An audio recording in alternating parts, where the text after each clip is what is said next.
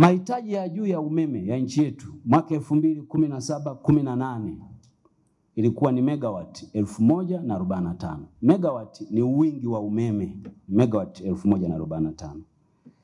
Ambapo mwaka 2018-19 mahitaji yaliongezeka yakawa megawati 1116.6. Manake kwa mwaka mzima ziliongezeka megawati 70.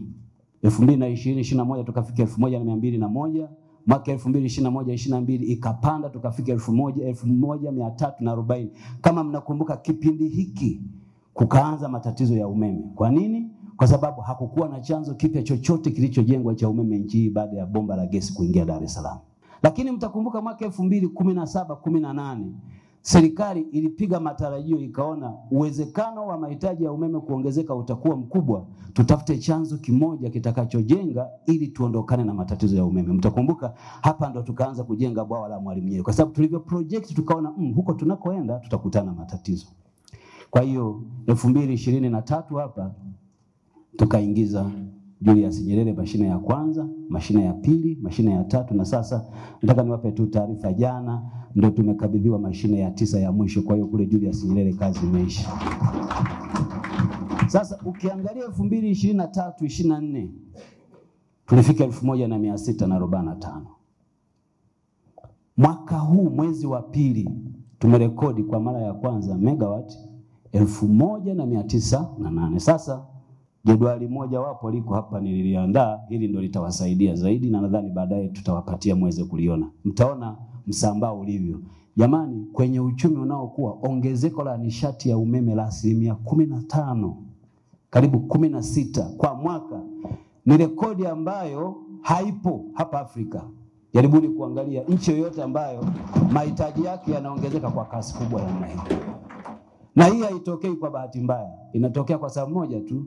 Serikali yetu kwa miaka 4 hii imefanya kazi kubwa ya kuifungua nchi, na kwa kweli mnyonge mnyongeni, haki yake mpeni. Rais wetu, mwenyekiti wetu ametufanyia kazi kubwa sana kwenye sekta ya nishati.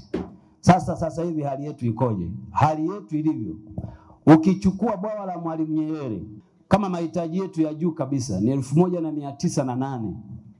Maana yake ni kwamba bwawa la Mwalimu Nyerere peke yake lina uwezo wa kuilisha nchi hii kwa umeme bila matatizo, bila vyanzo vingine. Na ndio maana mkiangalia mitambo ya gesi mingine tumeizima. Kwa nini? Kwa sababu umeme wa maji una bei nafuu. Na kulikuwa na mitambo tuliyokuwa tunazalisha ya Songas ambayo kwa miaka mingi ilikuwa inapigiwa kelele na muda wake ulikuwa umefika mwisho.